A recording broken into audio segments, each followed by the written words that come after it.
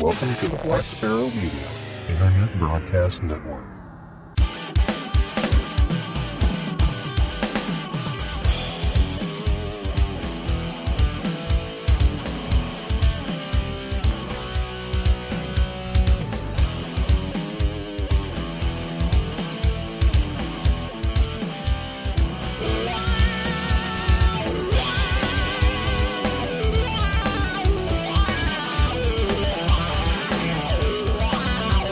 You are listening to Linux in the Ham Shack.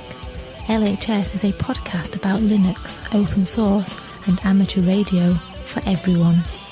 Now here are your hosts, Russ, K5TUX, Cheryl, W5MOO, and Bill, NE4RD.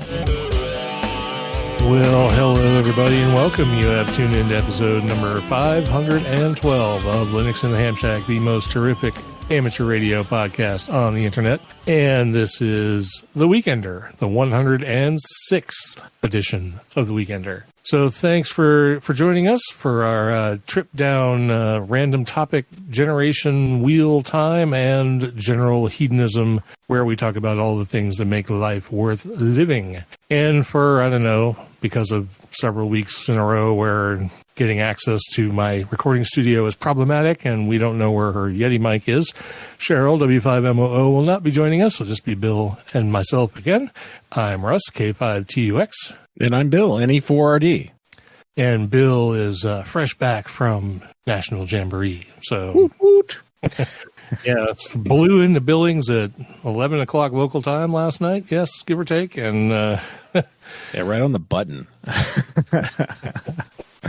Which is funny because, like, when I woke up south of Chicago, it said I would get home on Waze, because it says, like, when you're supposedly going to get home. It said 10:59 p.m. And I'm like, okay, that's not going to happen. And then as I was journeying, it kept on going later and later, because obviously I'm stopping, going to the bathroom, getting food, whatever. And eventually it said, like, I don't know, 11:30 or something like that. But no, I got home just right before 11 local. So yeah, I made the original time, which is a miracle. That's because you didn't see any of North Dakota or eastern Minnesota, Montana, because it was a blur as it went by. Yes, it was very blurry. It went by very, very fast. All right, so let's not go and recap National Jamboree. Anybody who wants to find out about that can read all the blog posts, check out Facebook, and see the YouTube live stream, I guess. I don't know. Did you guys post all of that? Or is it just 2 weeks of people walking around? Or No, I did a one-day stream of the station, and the weather just wasn't cooperative enough for me to set up my gear properly to, like, record the station without getting, like, equipment wet or some other kind of act of God on the equipment. So I just recorded inside of the station, just kind of like the walking around and stuff like that. And I think I just put it on Facebook Live. I don't know if I actually put it out on, or I might have put it on YouTube. Did I put it on YouTube? Maybe I did. I just don't remember. All right. Well, good enough. There's enough resources, and you can always just email Bill if you want to find out more about National Jamboree and how it was this year. But let's get into our random topic pick for tonight, and hopefully this might be a short one. Who knows? But anyway, there's only 10 topics left, so if you guys have suggestions, please let us know. Send them in however you want, social media, email, whatever works for you. We definitely need to, before long, we're going to have to hunker down and think of some new stuff anyway, but it's always nice to have suggestions from the audience. Let's go ahead and spin the wheel and see what we get.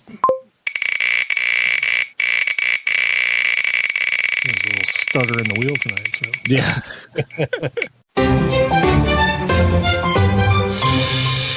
Okay, so I already have an answer for this because I still think it holds true. But our topic for tonight is the worst thing about Linux.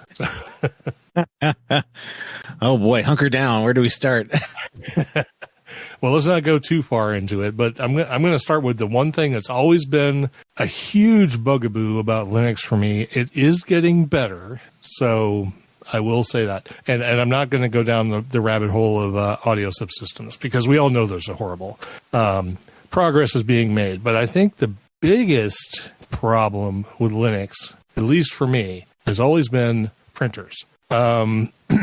That's getting better too. Support for printers is improving. Automatic configuration for printers is also improving. The subsystem has never been super easy to navigate. Cups is okay if you know how to get to it and what you're doing. The GUI overlays for cups tend to be pretty bad, and manufacturer driver support for Linux also tends to be pretty bad, which all sums up to be bad. So that's my number one pick. It's tied, I think, with audio subsystem, but yeah, printers in Linux suck. So really, yeah, I have not had that experience. Maybe we just I think I've even mentioned on the show multiple times how incredible I think like the printer detection and everything else is in Ubuntu, starting at like version 2004. Yeah. Okay, so wait, starting at 2004. When did Ubuntu become Ubuntu?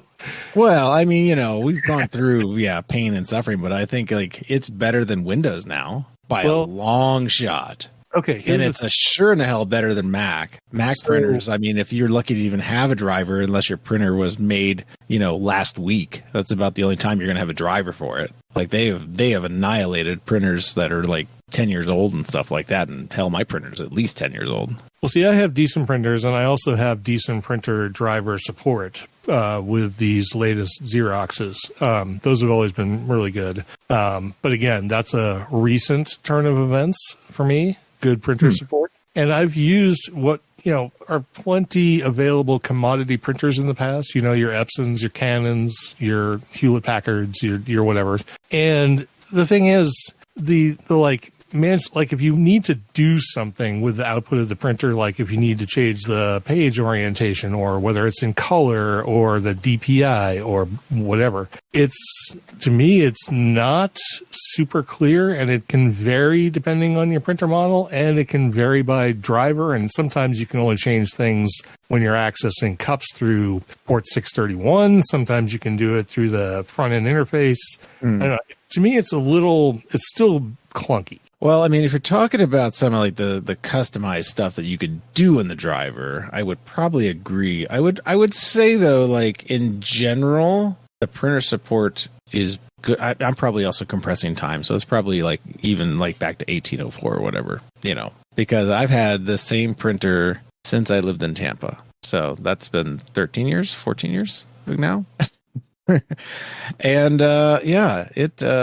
it's always been easy to print. Now, I will say that there is disparity amongst the many different print interfaces when you hit the print button. Like there is no consistency in that, meaning you may or may not see options that you would think you would need. Like I agree. Specifically, like Chrome has its own little thing, and then this app has its own little print thing, and then GIMP has its own little print thing, and everything has its own little print thing, and they're not the same. Yeah, it would be kind of nice if there was a generalized print API, maybe, if I'm thinking about this correctly, or a library where all the applications hook into it, and so they have access to all the things.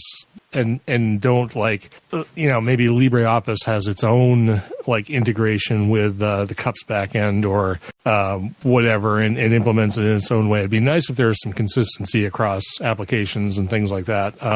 There doesn't seem to be, and sometimes you'll go into an application and click print, and then it'll bring up a print dialog, and then down at the bottom there'll be an option to like go into the printer's print dialog instead of the application's print dialog. So there's like the system dialog, right? The system print dialog. Yeah. So, I mean, I'm not impressed.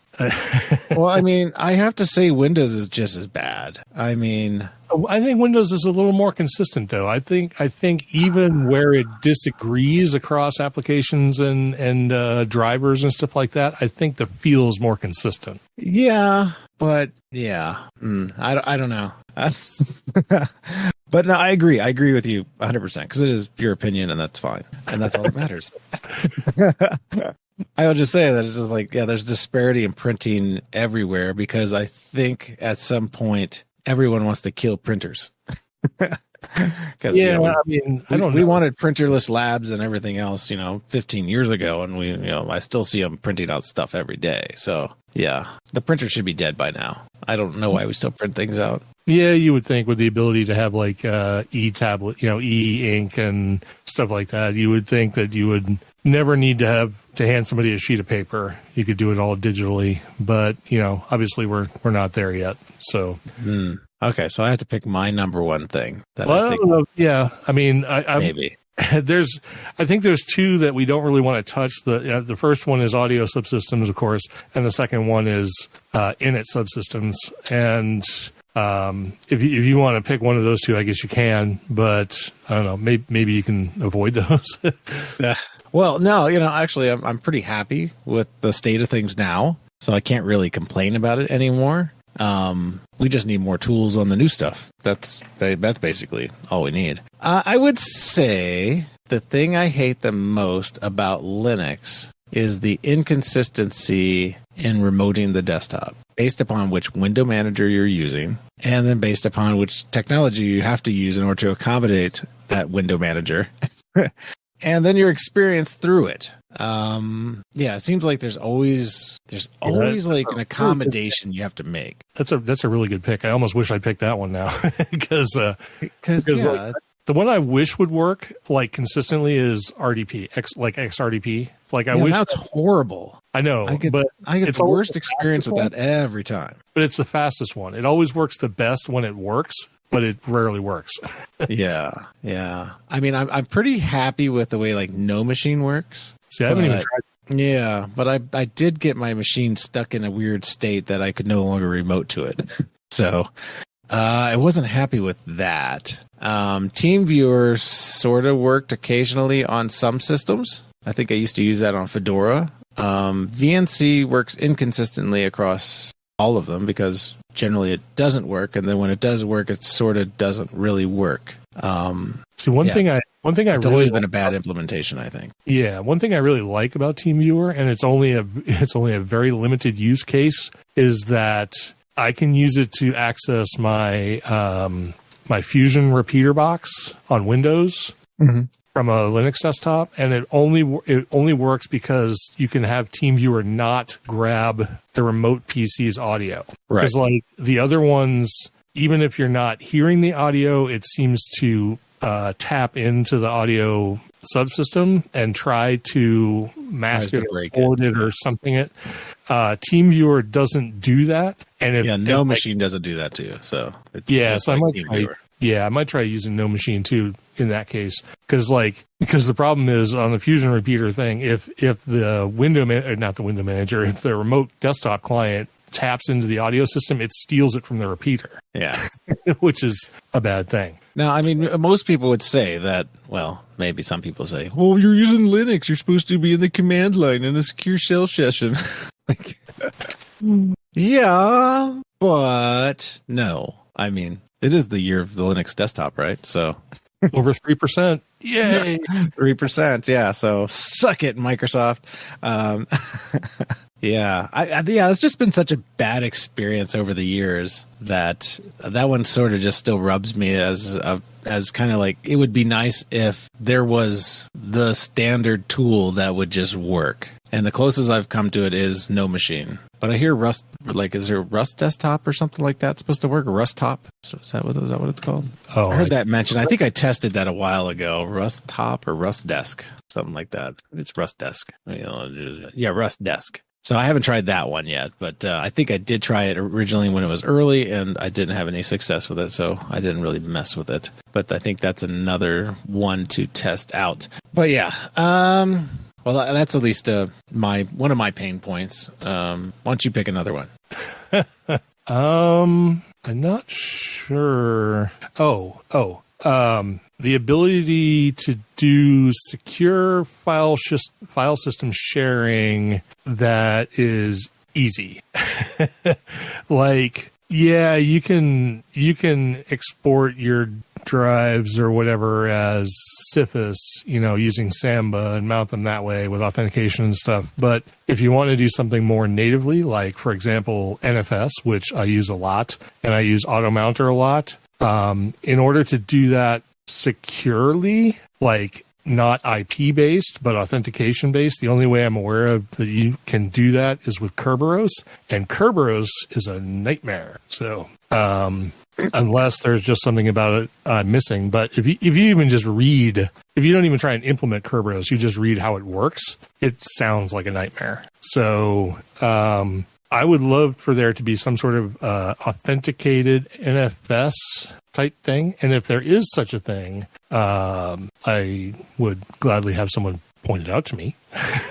Well, what are you trying to do? Just quickly send files back and forth between computers? No, I'm trying to mount shares on remote, geographically disparate computers, but I don't want to do it. I don't want to authenticate it by IP because I have some that change. So... Well, let me introduce you to my friend Tailscale.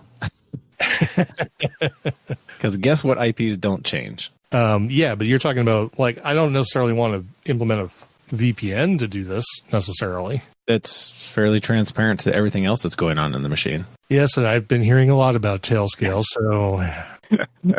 And let me tell you, the Tailscale send for sending quick files back and forth between PCs, amazing! Well, this is literally... Okay, so without giving too much away, I just want to have a situation where, like, I have a computer sitting here at my house behind a router, a NAT, that is mounting server file systems via whatever method on remote machines. Those IP addresses don't change, and they need to be always accessible on the local machine here. So, and act as if they're a local file system. That's what I want to do. Interesting. Well, you said the remote file systems never change their IP, but your internal machine may. My internal machine may, and therefore I have to, on the remote side, if I'm using NFS, I either have to use Kerberos or I have to account for any possible IP address that the request to mount that could be coming from, which is problematic. So, interesting. Well, yeah, if you controlled all three, then I would definitely say Tailscale, because the addresses would never change. You could plug your server into a hotel room and it would still work. Yeah, I'll look into it and see if it's an option. But yeah, so anyway, there you go. Do you have a second one? Oh, I could probably come up with many. Well, I think one more is probably good since we've already hammered out audio and in it. So yeah, we already passed those, right? We can't use those. It's such a perfect thing. I'm gonna have to go with package management. Okay. All the package managers, the 5,000 different ways to add packages to your system, and sometimes not being able to add a package to your system because it's not built for you, and then you spend hours upon hours trying to figure out what type of combination of tomfoolery you need to do to get a particular source package to install in your system, which may or may not discombobulate your dependencies on your system, because maybe you then compile the dependency instead of downloaded the package for the dependency, and now let's say at some point in the future you have a dependency issue where it brings in the package that wasn't there when you originally created it, and all of a sudden now you have an issue with your static linking or whatever, source linking. Very similar to like we were shown on my system, because I had manually installed something from source instead of using an AUR. And I was promptly scolded at Hamvention for not using, what was it, Yay or something like that? Yeah, Yay. Of course, I use Peru on my system, which is basically the same thing. But anyway, yeah, I mean, I understood the value of doing that now. But on systems where, the Arch user repository or whatever is not even a glimmer of existence, like Debian and Fedora and stuff like that. So you're kind of listing the sea of snaps and Flatpaks and app images, and then God forbid you actually have to compile it yourself. Yeah, it would be nice. It would be nice sometimes if, we didn't have to compile SDR Angel by scratch. Something like that on a system that really isn't designed for. Yeah. I mean, the alternative, of course, is we only have one way to do packages, and it's a Flatpak or something like that, which obviously many people do not want to go down that road. You've already made your points well documented and annotated on your dislike for those kinds of packages and stuff like that. But yeah, it's like, it would be easier. It would definitely be easier selling the idea of doing this if some things didn't send you down massive rabbit holes just in order to get something to test. Yep, absolutely. But other than all these things we've discussed, Linux is great. So yeah, it's great. Whatever. Except for don't download a kernel that sucks. Yeah, don't download the latest bleeding edge kernel that doesn't actually work or whatever. Yeah. Okay. All right. That's enough Linux hate for one night, I guess. It's not even hate. It's just silly little things, I don't know. There's things that, I realize we make a lot of accommodations, even though it seemed like many, but we make a lot of accommodations to operate our lives inside of Linux. And I think for the most part, they're really good because, I think the software choices that are out there are amazing and unhighlighted at best at what is actually out there to run, for videoing and video editing, photo editing, and everything else. I mean, there's just too many tools to even list. Not everything has to be done with Adobe or something like that. I'm just always amazed at what you can do, and that there's about 1 billion alternatives for most things. Yep. No, I definitely enjoy all of the high points, but there are still some little sticky wickets that need to be hammered out. So, and I know progress is being made in many of these areas. So we'll just have to see when everything consolidates into a useful thing that we can stop complaining about, audio subsystems and init systems and bad remote management and so on and so forth. So, all right, let's get to some happy stuff, shall we? For sure. All right, so hedonism time. Let's get into the hedonism. Because Cheryl's not here, I'm just going to go down through her couple of recipes. She does have a regular recipe and a drink recipe. And unfortunately, as I was saying before the show, she hasn't made this recipe yet. She's going to make it in the next few days, but I won't have any input on it. I'm assuming it's good, but I won't know for sure until we try it. So her food recipe for this time around is slow cooker huli huli chicken. And the description on it is crockpot huli huli chicken is a dinner you can set and forget because it's, of course, cooked in a crockpot. Come back and enjoy it in all of its tropical goodness. Each bite of fork tender chicken is flavored with the best sauce made of ginger, garlic, ketchup, brown sugar, and pineapple juice. It's the perfect mix of sweet, tangy, and savory. It kind of sounds like sweet and sour mixed with teriyaki or something. So the ingredients for it are unsweetened pineapple juice, soy sauce, brown sugar, ketchup, ginger root, minced garlic, boneless chicken, or chicken breasts if you prefer, and some cornstarch. And the basic idea is in a medium bowl, you whisk together your juice, soy sauce, brown sugar, ketchup, ginger, and garlic to make a nice sauce. You place chicken thighs into a crock pot, or your breasts, of course, and pour your sauce mixture on top of it. Cook on low for 5 to 7 hours. And when it's removed from the crock pot, you whisk your cornstarch to thicken the sauce. And you can either enjoy your chicken in the whole thigh pieces with the sauce or shred the chicken and add the shredded chicken to a crock pot and stir it into the sauce. And if you shred it, it makes an ideal sandwich filler or a topping on rice. That sounds pretty good. I can't wait to try it. Yeah, sounds good. And, of course, she picked a drink that she knows I know about because it's one of my favorites. And that is the classic Mai Tai. Anytime I go to a restaurant that actually serves a Mai Tai, I will probably get one because I love them. And she put in here that it's one of my favorite drinks. It absolutely is. And it goes apparently with the huli huli chicken. So that means I'm going to be trying to make some Mai Tais whenever that comes around. So this particular recipe calls for dark rum, white rum, OJ, Cointreau, or triple sec, fresh lime juice, orgeat syrup, or pure almond extract, superfine granulated sugar, grenadine, and you can garnish with an orange slice. So this is one of those shaken not stirred recipes. You put it in a shaker with ice cubes, shake it till it's really, really cold and a little bit foamy, strain it into an old-fashioned glass, and enjoy. And I think I tend to float like a little 151 with the dark rum on a decent Mai Tai, and, because that gives you that little extra kick. So yummy, yummy. Light it on fire. There you go. There you go.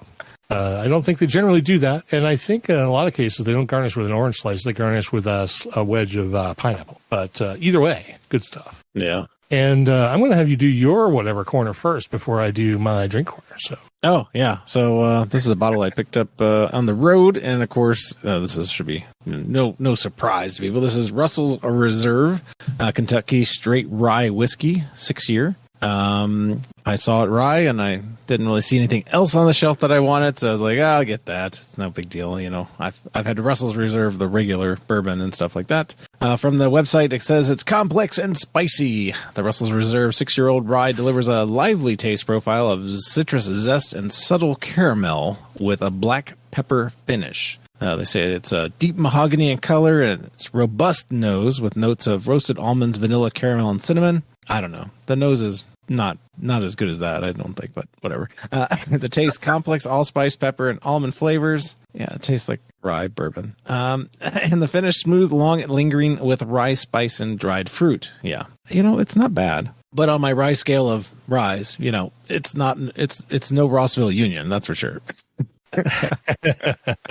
But it's a good rye. I think it's pretty good. You of course say it's got the funk, right? It's because it's from the Wild Turkey Factory, right? Well, I haven't tried the rye, but the Russell's Reserve definitely does. But it's also really good. I've had the 10-year and I've had the single barrel, and I really like their bourbon lineup. And it definitely you definitely if you have the spread, if you've had the experience and you've tried the different Wild Turkeys like the Rare Breed and the 101 and all that kind of stuff, yeah, you can see where it fits. But it's also got its own character. So yeah, I think the flavor is really good on it. You know, I'm just sipping it here, and yeah, it's really good. I mean, it's way better than Michter's. It's way better than it's way better than the Wild Turkey 101 rye. It's way better than Old Forester 100 rye. All your basic, you know, what do you call them? Middle shelf to bottom shelf ryes. It's definitely better than those. But yeah, the Rossville Union still, you know, edges way out there, and of course. Yeah, that other one, that RY3, that one is really good. That's probably better than a Rossville Union. And like Peerless, too. The Peerless is sort of... Although I have had a bad bottle of Peerless, but I guess they're all small batch, so... Yeah, it's possible. But I've had a really good Peerless. The one I brought to you, where we had that one was really good. Yep. So, yeah, I don't know. It's fine. Yeah, if you want a solid rye that is, you know, checks all the boxes, it's definitely that good. Like, I mean, you could probably make a really nice old fashioned with it. It's definitely got the spice in it and stuff like that. So, but it's fine just to sip it. It's pretty good. It's pretty good. We'll leave it at that. All right, very good. It's about $40. 40, I think it may be 40, 44, something like that. I don't know. Depends on your state. Okay, I might pick that up. I'm definitely trying to get into some more ryes, which is why I'm going to talk about a rye too, and it's also a really good rye. In this case, it's the Stellum rye, but this is a barrel-proof barrel pick from one of the local stores, and it's quite good. The description from Stellum is the identity of Stellum rye is rooted in a tried and true 95% rye Indiana mash bill, which is a complex and overburdening way of saying that it's MGP. To enhance this classic style, we incorporate small amounts of more barley forward rye and choice barrels from both Kentucky and Tennessee. This brings a full round mouthfeel and flashes of buttery sweetness to an otherwise spicy and tightly focused rye whiskey. And I will say, whatever they've done to this MGP rye really works. This particular bottle, the regular Stellum, I don't know what it's bottled at, probably like 86 or something. I don't know. But this one is higher. Mash bill, as I already said, is 95% rye, 5% malted barley. The proof on it is 116.36, which is 58.18% ABV. It's listed as Kentucky, Tennessee, and Indiana because the influences of grains and barrels from those various places are incorporated. Color shown is deep copper, and for a rye, I've got to say this is pretty complex. The nose has stewed apple, peach, pear, nutmeg, clove, mint, and licorice, and that's just sticking your nose in the glass. That's not even, tasting it. And then when you do get a chance to pour it down your gullet, you can taste anise, cardamom, coriander, lemon zest, sour orange, green apple, spearmint, and light sweetness. And there's probably more. If I kept sipping on this, I could probably give you other notes. But I'm not going to do that because you should probably just go get some of this and find out for yourself. And then after it, lingers for a little bit, you get a touch of star anise and some baking spice, white pepper, mint, honey, and even a little bit of green tea. And I'm not even a fan of green tea, but when it's mixed in this way with a rye and all the other things going on, I don't mind it so much. But tea is a very distinct palate thing for me, probably because I don't like it. But even that in this is really good. The regular expression, I'm sure, comes in cheaper. This bottle was like $57, so I'm going to say $60. You obviously can't buy this one unless you go to the store that I bought it from, but I'm assuming other barrel picks will be similar. And the other ones probably taste just as good, just probably with a little less punch because not as much alcohol. But I'm going to give this one a solid 93. It's a really, really good rye. And I don't think it's quite as good as Rossville Union. I think I gave Rossville Union a 95. Sounds about right. I don't know. I'm guessing. So I tried to put this one at close but slightly under Rossville Union because it's really good. And it's comes in about the same price point. So that's Stellum Rye and barrel proof in this particular case. It's really good. I'll have to keep an eye out for that one. I believe it's coming everywhere at some point. I don't know if it's in Montana yet, but it should be soon. Who makes it? Stellum, Stelum. It's their own. They're not like a part of a bigger company or whatever. Nope, they're the people who make Barrel. Barrel. Barrell. Barrel Spirits. So I haven't seen that either. you've probably seen it. Barrel is interesting. It's a very niche-y thing. And maybe someday we'll talk about Barrel because what they do is kind of like what Compass Box does if you're familiar with them. No. So, okay. Well, maybe we'll have one of these weekenders about Compass Box and Barrel because they're very interesting. And Bardstown is also kind of similar. So they do things a little different. Maybe we need a deep dive. Yeah. Well, if we're going to start doing weekender deep dives, that'll be weird. Okay, so I already people really like sign off on our podcast, right? that we're off the deep end. Maybe we'll have to do like a video, like short or something, and just do that for YouTube. That might be kind of a cool thing. Yeah, so we can actually show what we're talking about. Oh, there's show and tell. Yeah. And that would actually force me to buy some barrel bourbon because I tend to stay away from barrel because it's on the pricey side. It's usually around $90 a bottle. Oh. So, yeah. It's interesting if people are interested in this kind of stuff, so that might be worth doing. Anyway, announcements and feedback. Don't have anything except if you have any show topics for the weekenders, please send them our way. We would love to have them. Do you have anything before we move on? Nope.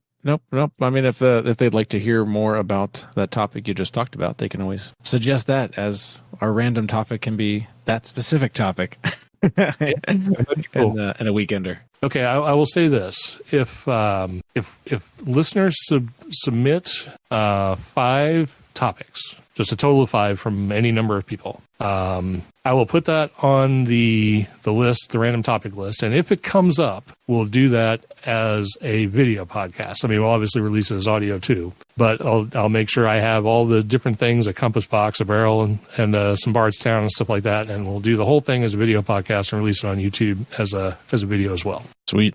So, all right. And I'll just go ahead and let you do the new subscriber stuff. What the hell? Sure. We did not have any new subscribers or Patreons this week, but we did have on Facebook, Richard Colley, or Coley.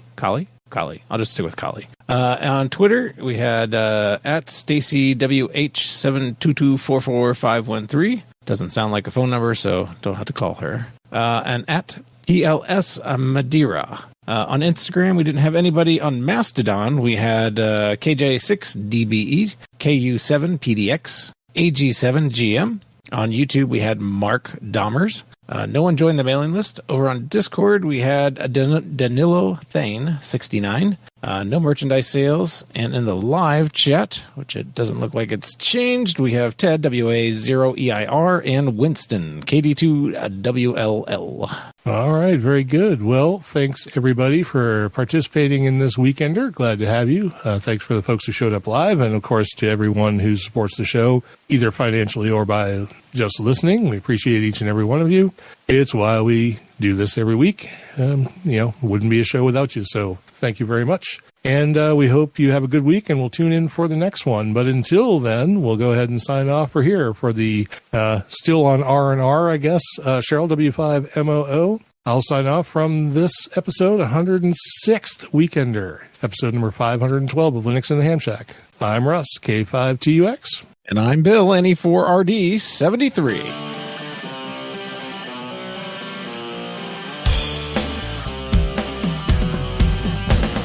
Thank you for listening to this episode of Linux in the Ham Shack.